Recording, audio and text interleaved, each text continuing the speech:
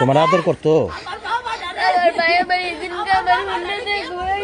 তাই হুন্ডাতে ঘুরাইছে তোমার আমাকে সবাই আদর করতো হাসি খুশি থাকতো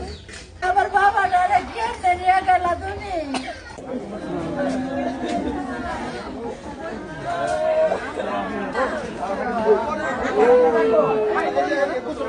আসসালামু আলাইকুম সম্মানিত দেশে প্রবাসী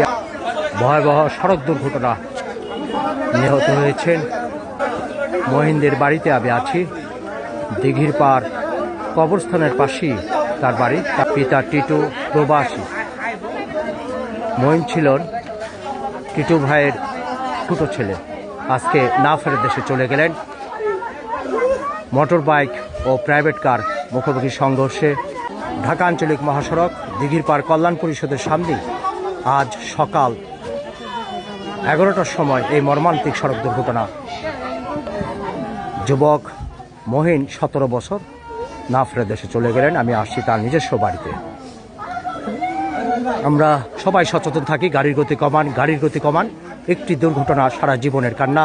একটি দুর্ঘটনা সারা জীবনের জন্য পঙ্গু হয়ে বিছানা পড়ে থাকা